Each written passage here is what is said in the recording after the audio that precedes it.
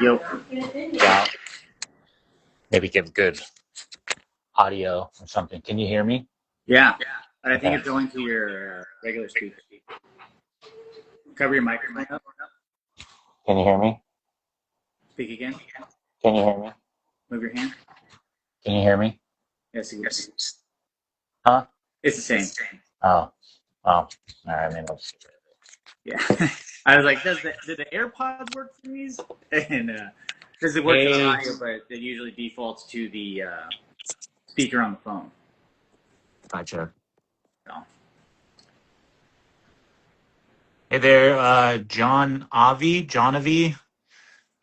This is an engagement, little live webinar, so to speak. We're going to be talking about engagement. We're going to give people a couple of minutes to get in. But if you have questions about your dog or really anything, feel free to shoot them in the comments there.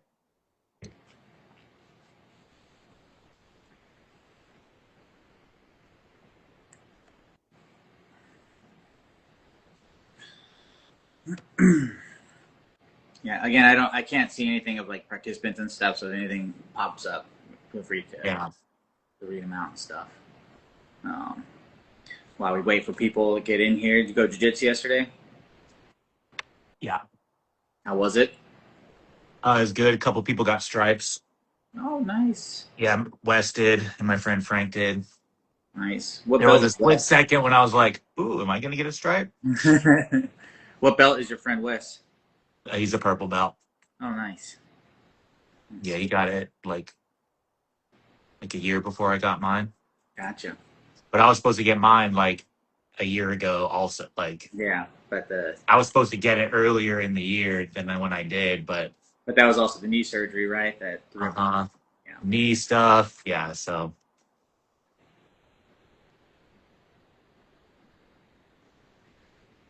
did you go to class? Yeah. I started off, a good slow roll with this dude, and then I rolled with this guy who's like, a fourth degree black belt, and he came to work, and I mean, I was like first gear revving the whole time, just like escape, escape, escape, try to find a move for some offense, escape, escape, escape. So it was just like nonstop moving, and like, Yeah. dude, I thought my heart was gonna pound out of my chest, man. And so like that basically just like took me out for the rest of the time, and I just struggled yesterday. Hey there, Batch of Hatch. Welcome to the live. We're doing an engagement live, talking about engagement, how to get it, why you want it, what is it. But if you have questions about your dog, we're just giving it a few minutes here for people to join in before we get started. But yeah, if you have questions, comments, observations, anything on your mind, doesn't even have to be dog training. Although a lot of things might fold into dog training.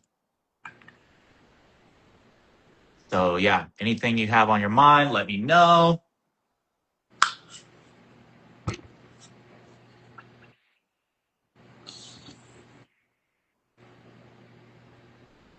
I'm gonna do something here really quick. So yeah, throw questions into the comments.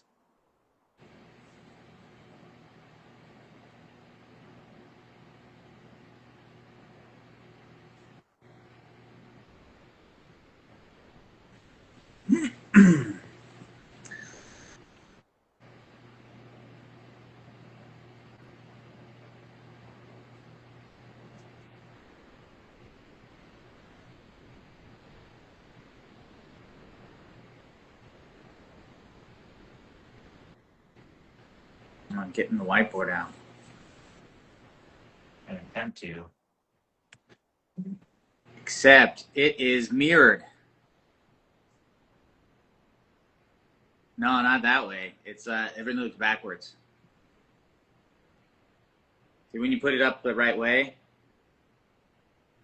everything is written backwards. Oh yeah, well, I'll fix it. Okay. There's all just a bunch of stuff.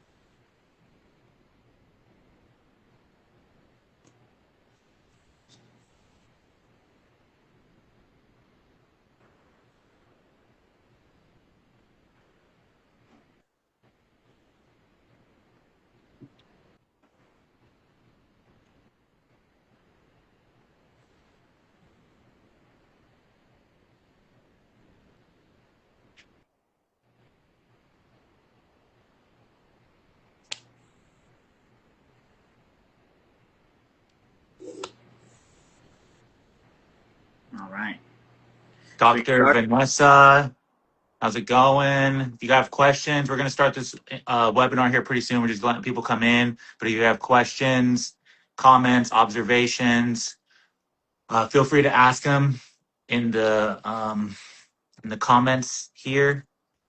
Just getting some things set up.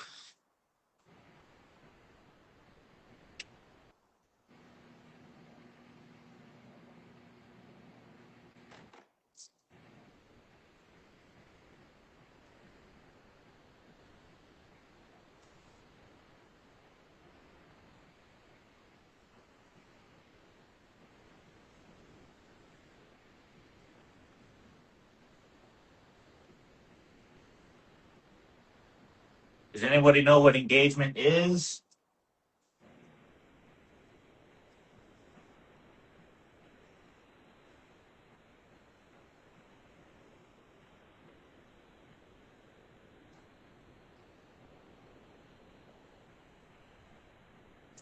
Why you want it?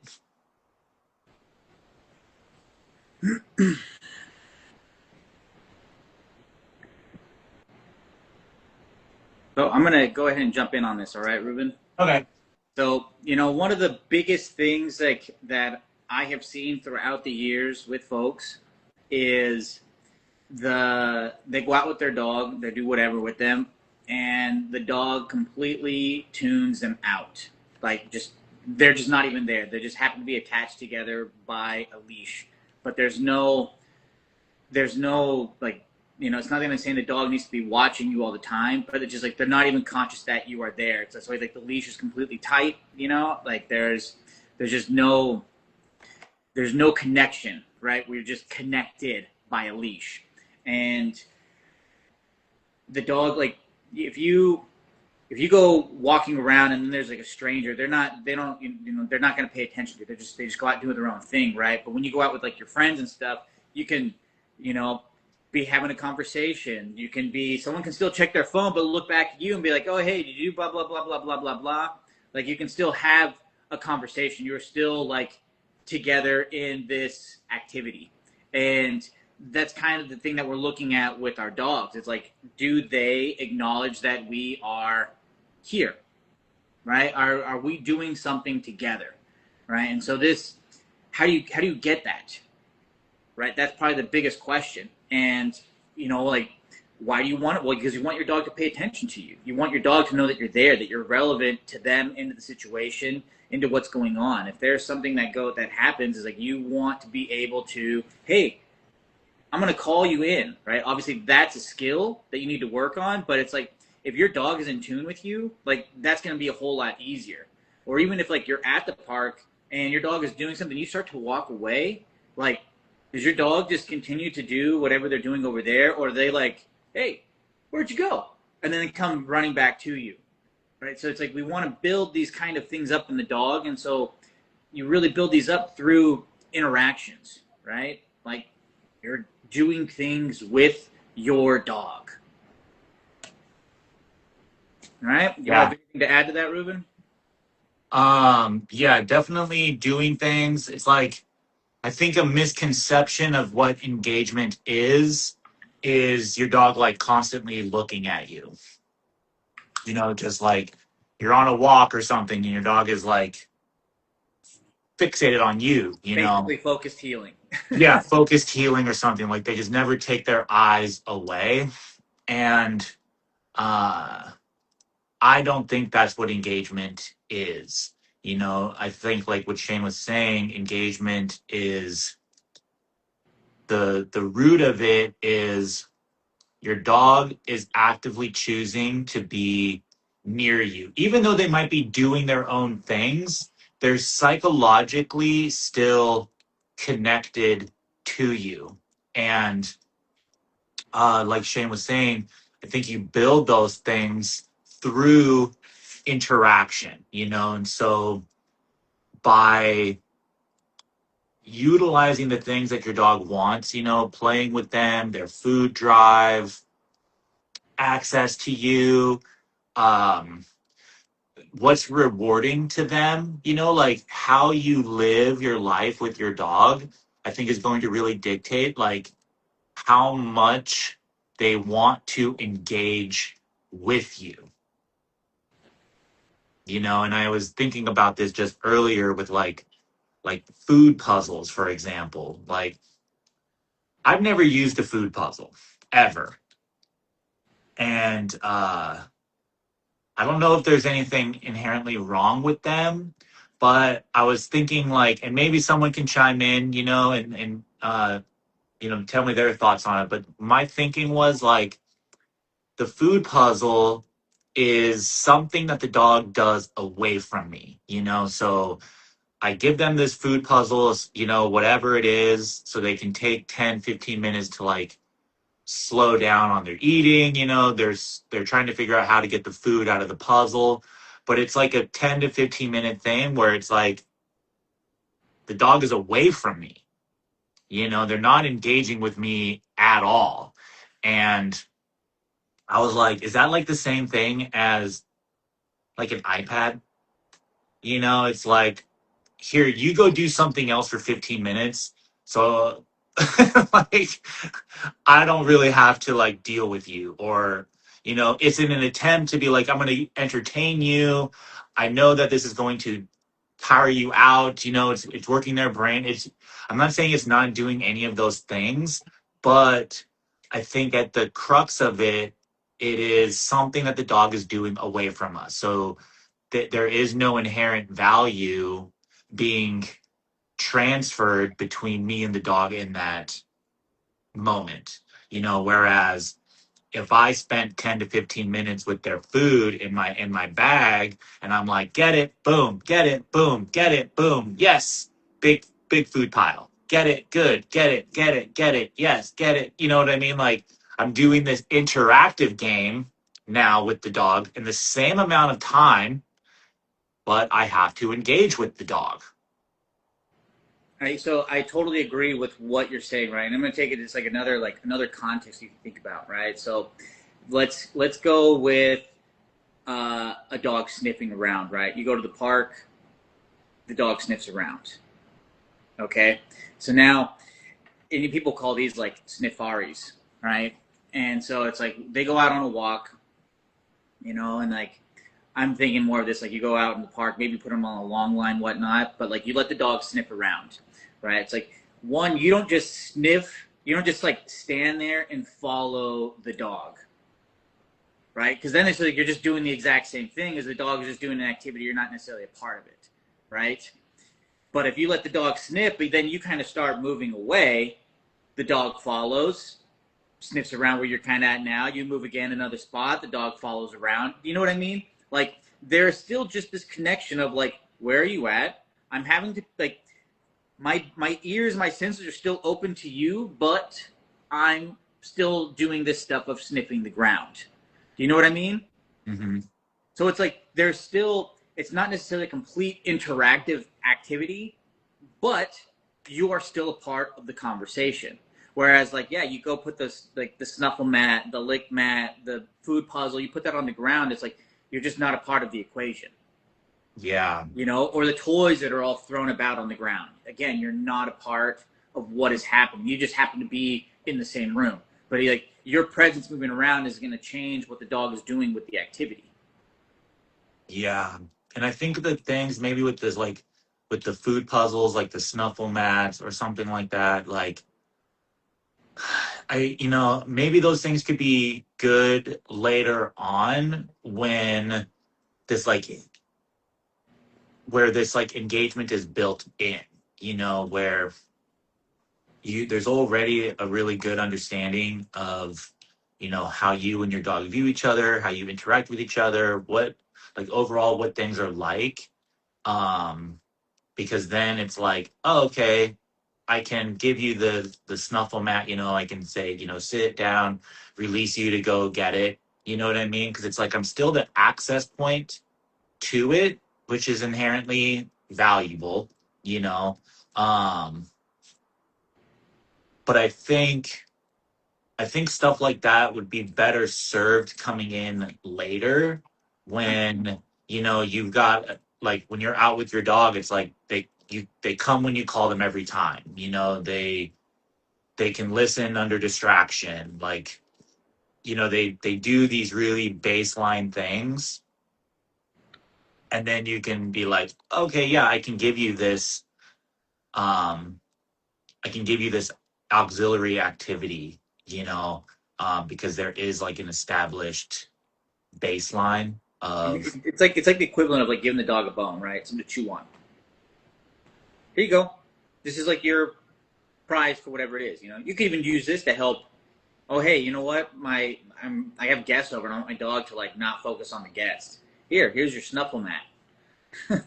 here's Yeah. here's your bully stick. Here's your lick mat. You know what I mean? Like here's your food puzzle.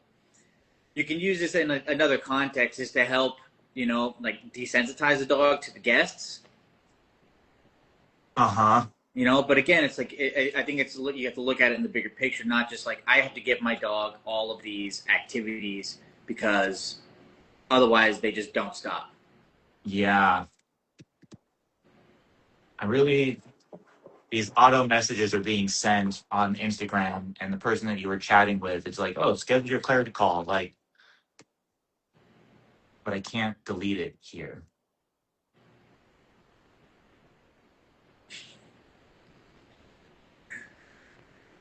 It's all right. We'll worry about it later. So, yeah, now I'm distracted. Yeah. Anyway, so yeah, worry about that later.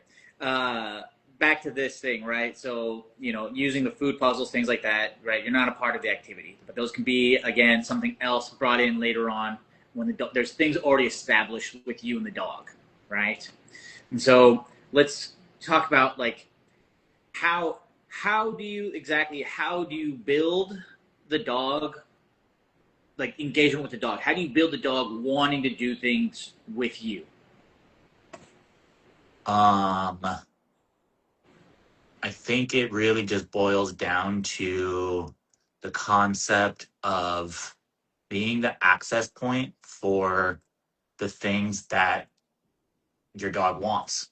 You know, I tell people all the time that I'm working with that you're not going to deny your dog the things that they want, but you are going to change the parameters in how they access those things that they want. So like examples could be, instead of your dog pulling or like rushing up to go meet somebody, they give you a second of eye contact, and then they can go say hi. When you let them out to go in the backyard to go to the bathroom, instead of them just rushing out the back door as soon as it's cracked open, you ask for a little bit of, like, again, just like a second of eye contact that says, hey, can I go out? And you go, yep, cool, go out, because then they go to go pee, they get to go take a shit, and it's like, those are all inherently rewarding things for your dog. So, um, becoming the access point, become part of the conversation. When you throw a toy, and instead of your dog just like eyeballing the toy, if they're like, huh? And you're like, get it. They're like, oh yeah, cool. Like, so whenever I like check in with this person, good things come my way. And it's, again, it's going to the bathroom, it's sniffing that tree, it's playing with the toy, it's, eating food, and like those games are really good because games are fun. Dogs like to play games. And the chasing of the food is inherently fun because it's the chase. It's the things that your dog inherently likes to do. And it's like how you play with them and stuff. So I think it's just, yeah, figuring out what it is that your dog wants in a certain moment, being aware of that, that observation, and then capitalizing on it Yeah. in some You, way. you brought up a good point with like the ball, right? Like playing fetch, right? And so it's like, a lot of people don't like the fetch game. I don't personally have a problem with it, but I do think how people play the game is where everything kind of goes downhill, you know? And like I see this all the time.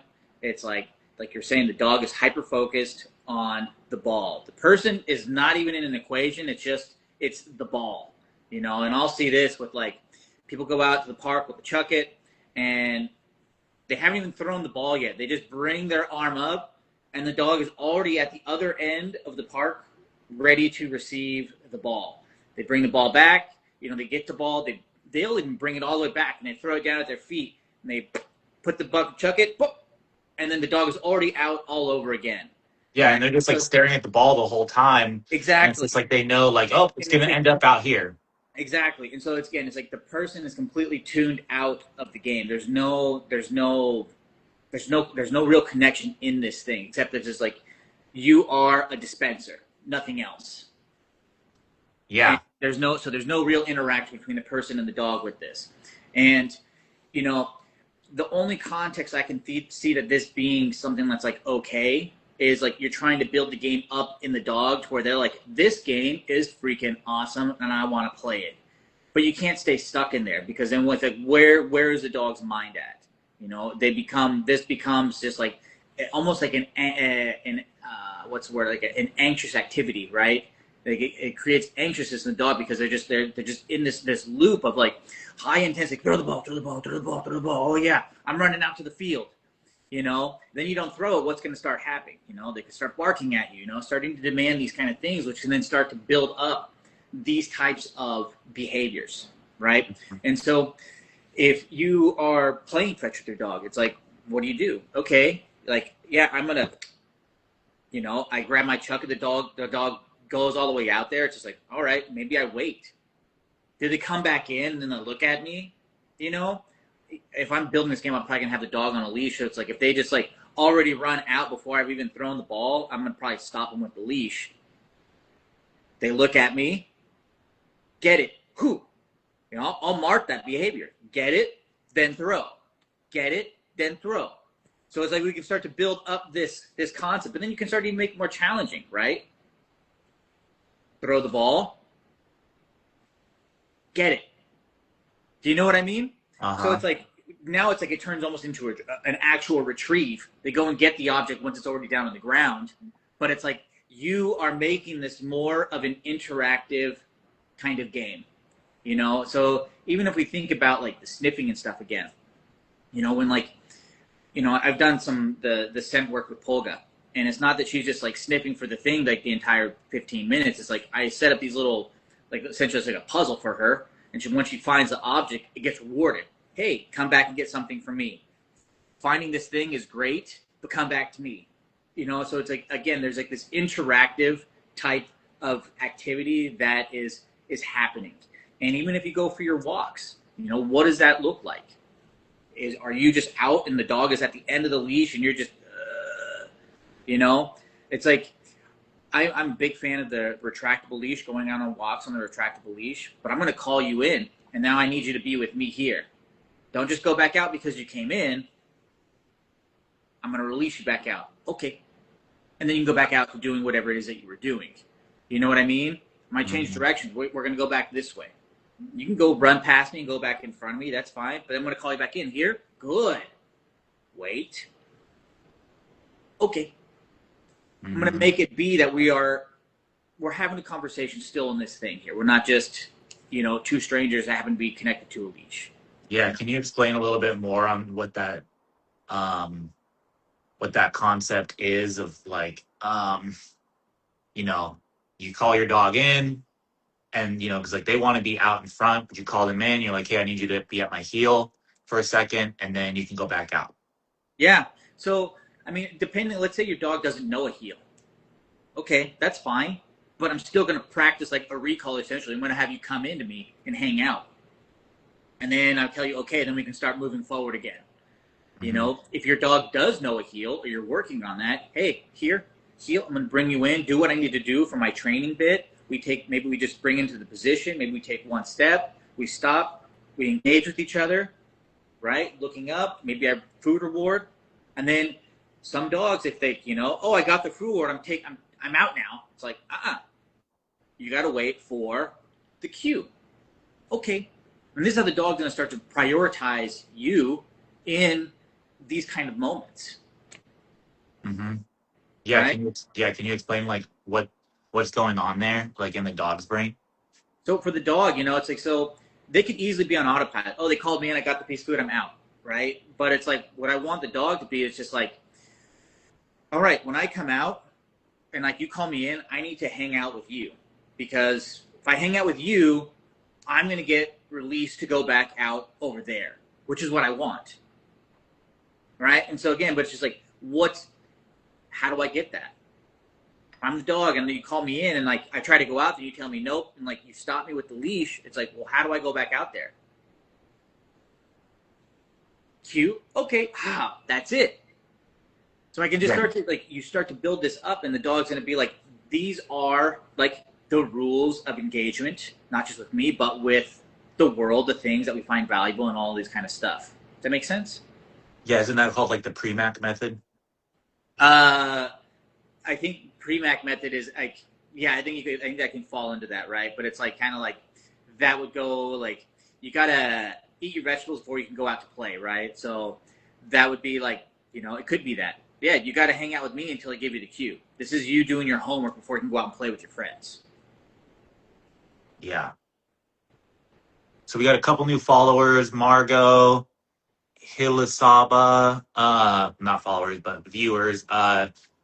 If you have questions, we're covering a live on engagement. If you have questions, shoot them in the comments there. Hey there, Sarah. We're doing a live on engagement. If you have questions, definitely feel free to throw them in the comments. This will be uploaded to the Instagram also, so you can replay it. Still trying to figure out how to download them. It's like not downloading for some reason to put them on YouTube, but they will be available on Instagram, just like in the profile, whatever that's called. The feed. The feed. Yeah. Um, so yeah, if you have questions, shoot them in the comments there. We'll give a second. But we've just been talking about engagement, basically in the end of it, it's sort of like just being the access point for everything that your dog wants. Like for some people can feel like, oh my God, it feels like you're a dictator or something like that. But I think we have to understand that our dogs, they operate on a value scale. Like they only do things that are valuable to them. Okay. And I think a very good picture of what this looks like is this game that you can play with your dog, like a find it game. Okay. Specifically with some treats. So if you put your dog in another room, put him in a down, whatever, they don't even have to be in a down, they're just in another room, and you show them the treat, you go hide the treat in a spot. Okay. You release them to go find that treat. They're going to smell the ground. They're going to really like hunt for it. Okay. Because they don't know where it is. They're utilizing some hunting instincts. Okay. So they're sniffing the ground. They find the treat. Let's say it's on the floor behind a bench. And they get the treat, cool. And then you call them back. You put them in the room again. You hide a second treat. Okay. Your dog is going to go to where the first treat was first before they put the nose on the ground and start hunting for the second treat. Okay. And then, so they find the second treat, and then you put them away again, show them the treat, you hide it in the third spot, and then they're going to go to the second spot first before. So they're going to go to the second spot first, the first spot second, before they put their nose on the ground and start looking for the third spot. And it's going to go in that line for 10 treats. It's going to be like 3, 2, 1, 4, 4, 3, 2, 1, 5, 5, 4, 3, 2, 1, 6. Like they're just going to follow the trail of where the food showed up previously. They're really smart about that because their nose has already tracked those other points. So they don't need to like re-sniff those other points. They're just like already like, yep, okay, I'm gonna check that one out because that's where food showed up last time. So I'm gonna scope it, right? And like I watched this and I just started thinking a little bit more about this. Like when you think about like animals in the wild,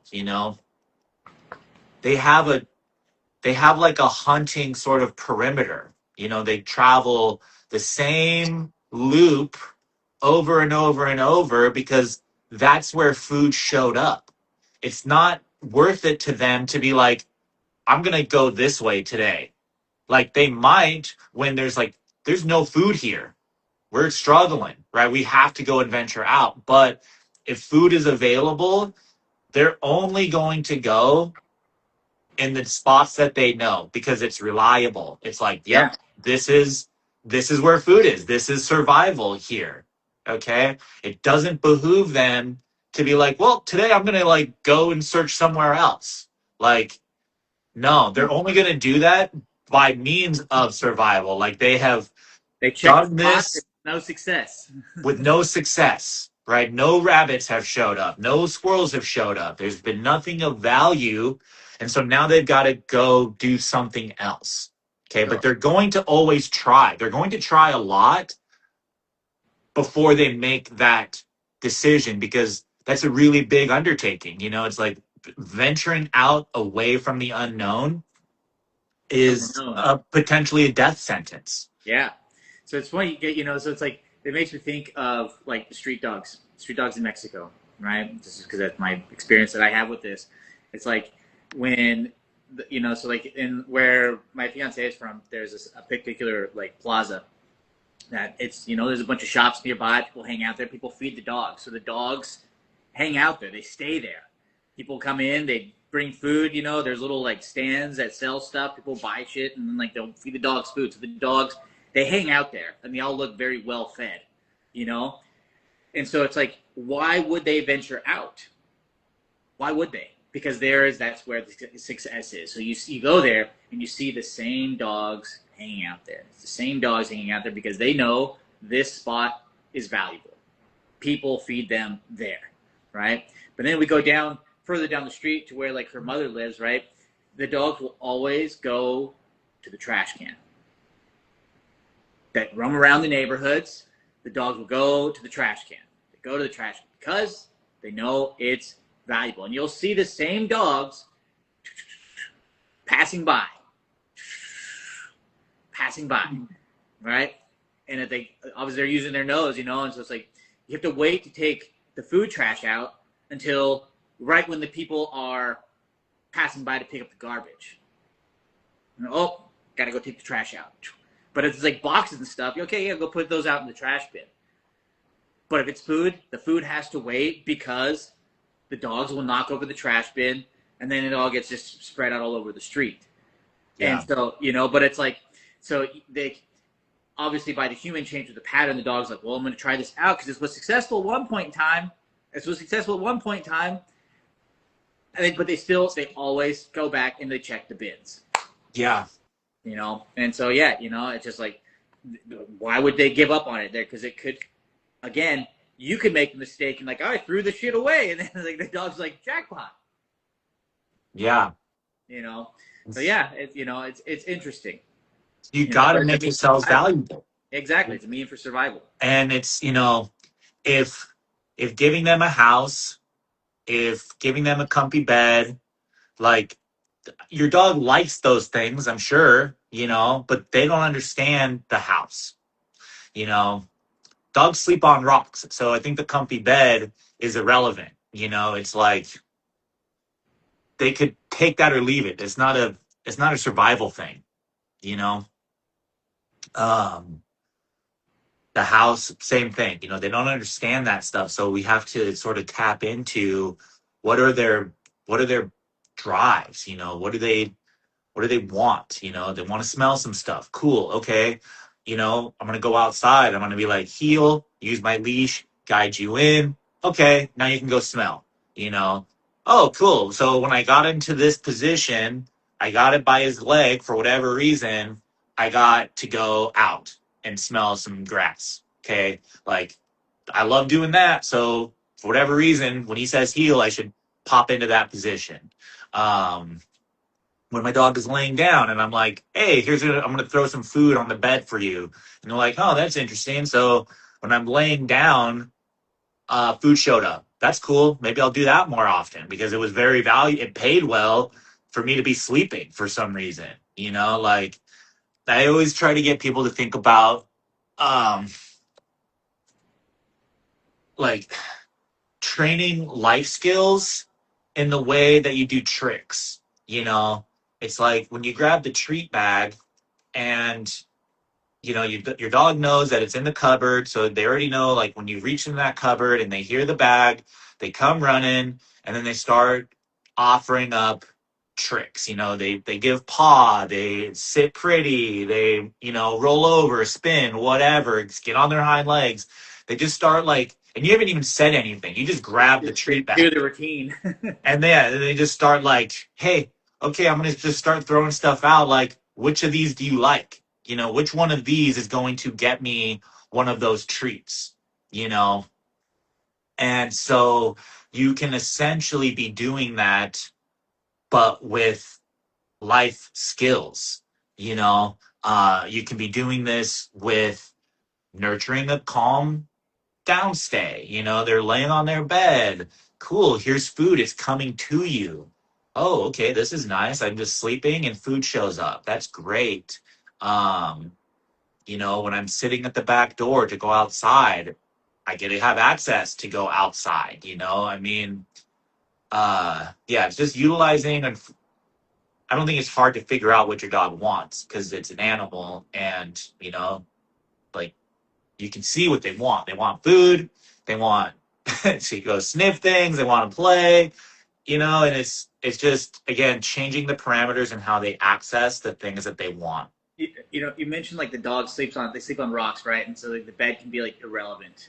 I think but like so, I think that once the dog has an understanding that things are comfortable, they're like, all right, I can lay on the floor, and sometimes I will choose to lay on the floor. However, I do know comfortable, and that sounds good. Do you know Yeah. what I mean? Where it's like, Yeah. I want to go on the sofa. However, like if the sun is shining through the window, the dog will happily lay on the floor to get the sun rays. Do you know what I mean? Mhm. But they will also go hop up on the couch to curl up on the couch because that couch is comfortable. Yeah. You know what I mean? It's like if I had like a cot out and I gave Polka the choice of the cot or the couch, she's gonna choose the couch because the couch is much more comfortable than the cot. Yeah. You know what I mean?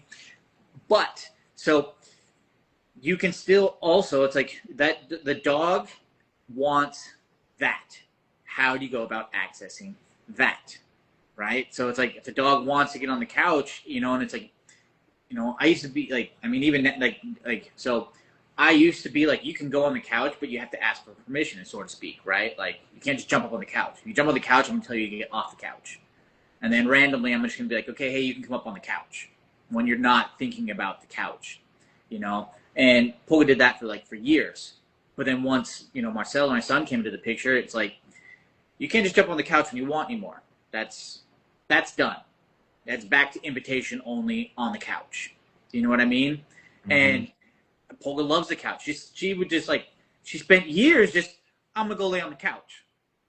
But then we had to change the picture up again. She hopped on the couch, ate off, and you go to lay down. And then a little bit where, okay, hey, I know you want on the couch, I'm gonna invite you up now. You know what I mean? But we had to paint a different picture. And so now, again, she has a very clear understanding. It's just like, oh yeah, I'm just gonna lay on my bed, and then I'm just like, hey, come on up. Yeah. Yeah. And I think that's a good distinction too, is like, especially when it comes to the asking for permission thing, because it's not like your dog is being like, hey, can I come on the couch? It's like, I think because it could fall into demanding if the dog comes up to the couch and is like staring at you, Yeah, exactly. You gotta and wait so for it's the like, disengagement.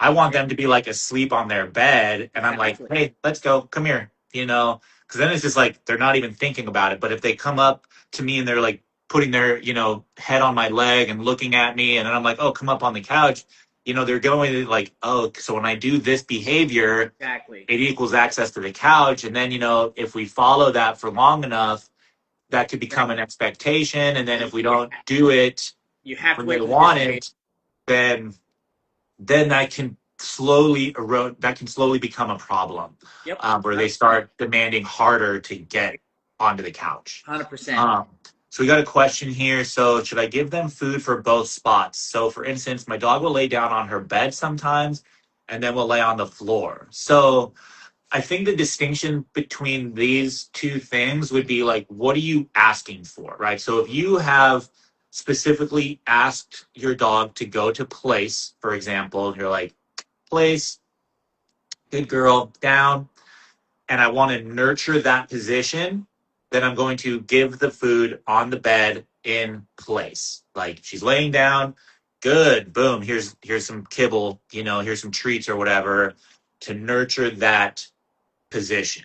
Same thing. If I ask my dog for a down, um, and I want to nurture that down, I can give them food, in between their paws or whatever, to be like, cool, nurture this position.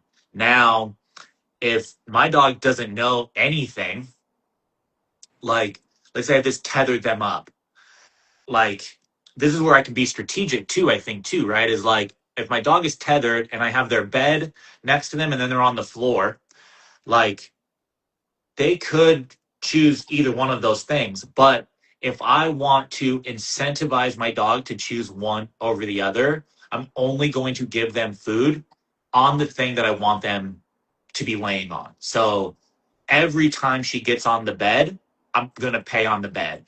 Every time she moves to the floor, I'm not going to pay the dog. Yeah. So again, I was going to bring up my next little question here. So like, what if your dog doesn't make a choice, right? There doesn't you're not giving your dog directions; they make their own choice, right? So it's like, where let's say you just came in from like a walk, right, or you're outing, you're playing, whatnot. You come inside, you take your dog's gear off, and they happen to go lay down on the bed, or they happen to go lay down on the floor, like in those kind of moments. I'm probably not going to like. I don't want to activate my dog more, especially if they're already going into a chill space. Do you know what I mean? So it's like you're making a choice to kind of go lay down. Like, I'm just going to let you do that. Do you know what I mean? Because if I Yeah. get them food on the bed, they're going to be like, probably going to pull them out of the down or out of laying down because they're going to want more of what they got. Yeah. Right. So I think context matters a lot in this, and so it's like if I'm trying to, again, like nurture a dog to do more of those things because they don't do that. They don't know how to settle. They don't know, like, I'm going to be giving those food things. But it's like, if the dog knows how to that and they just like they come in and settle, I'm probably going to avoid giving them those kind of food rewards because I don't want to bring that energy up when they're already down. Do you know what I Yeah. mean? Yeah. And it's kind of like, it's like if I were to walk over and pet the dog, they're probably going to be like, well, I want more of those. And they get up and they follow you. And now you just kind of ruin them chilling out. Yeah. And I think I think context matters. And I think in that context of like, if I just tethered my dog up, you know, and they lay down, I might like calmly, good, or not even, you don't even have to say good. You could just like walk up and like throw food on put food on the ground.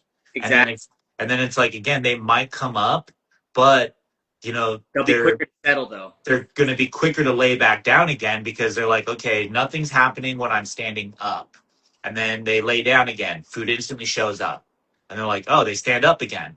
But then, it could be 30 seconds later, they're laying back down because they understand what their bodies are doing in space when something good happens.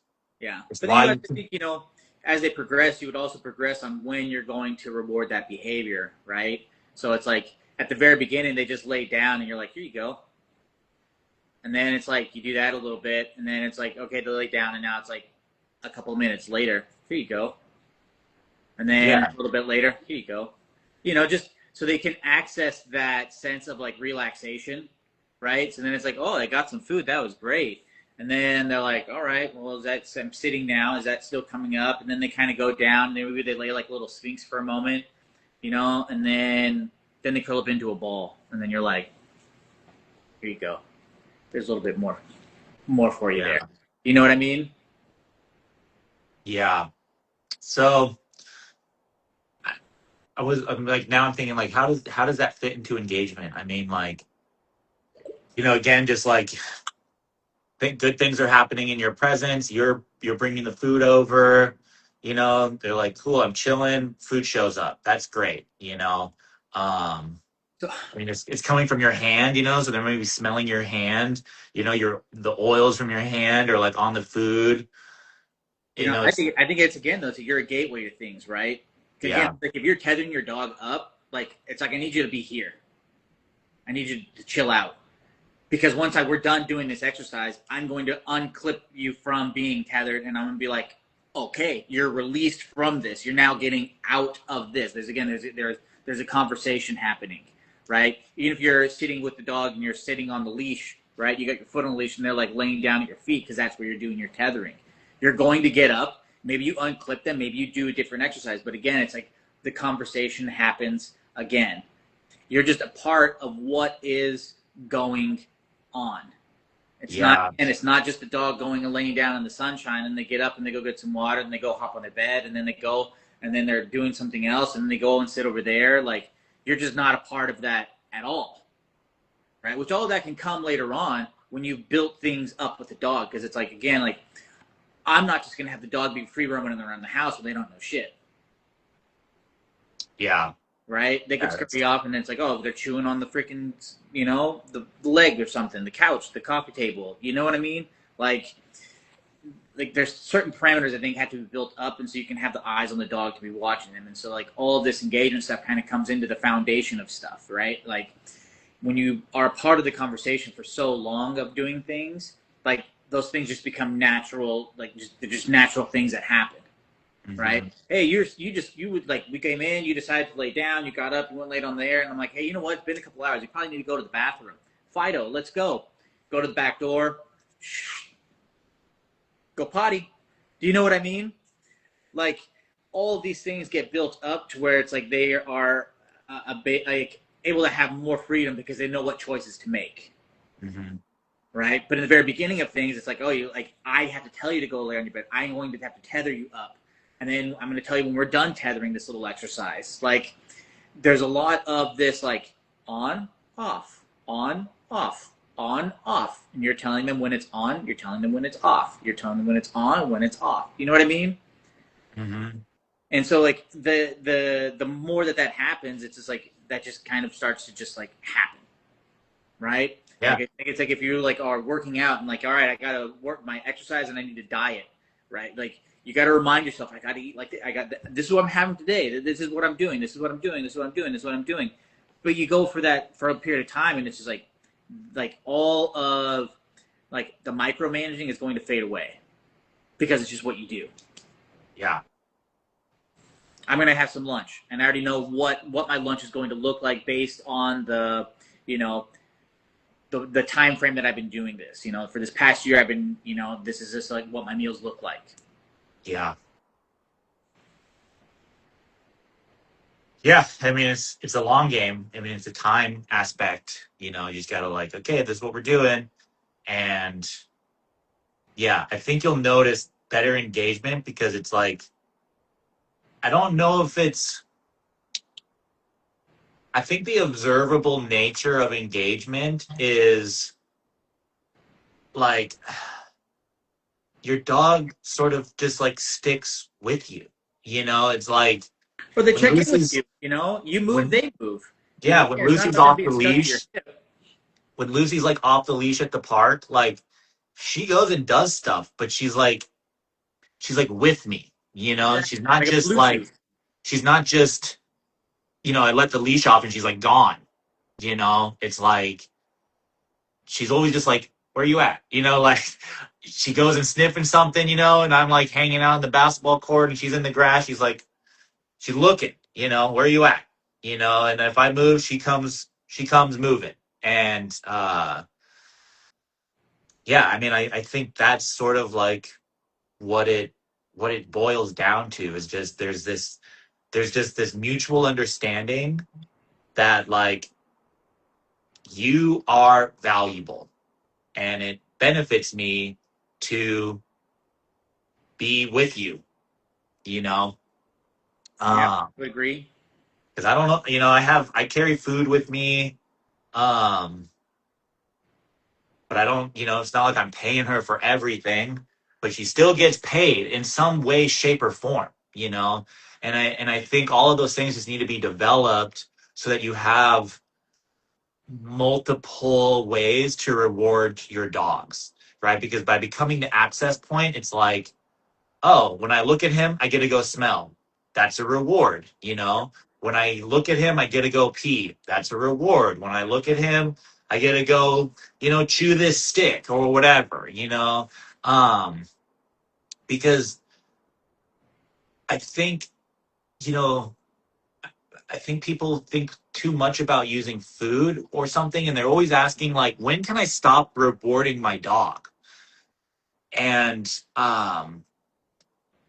you never stop rewarding your dog. Just how you It do it. might it might look different on how Yeah. you do it, but you should always be rewarding your dog. Uh I was thinking, like, do you work for free?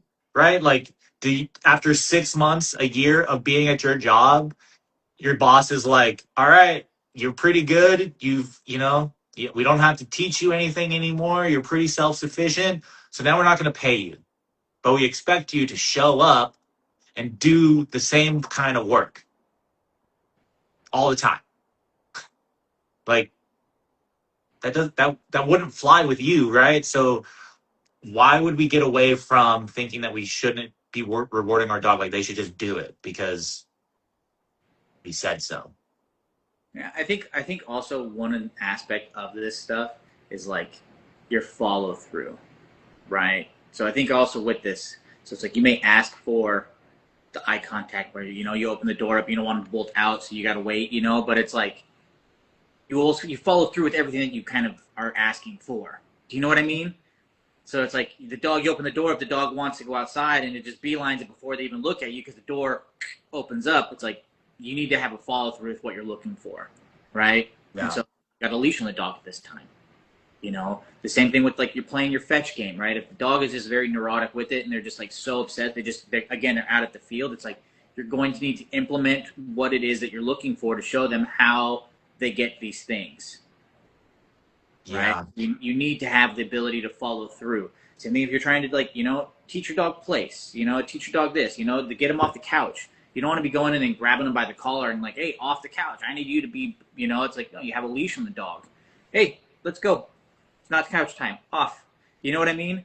Like you have to you have to be able to follow through with whatever it is that you're looking for.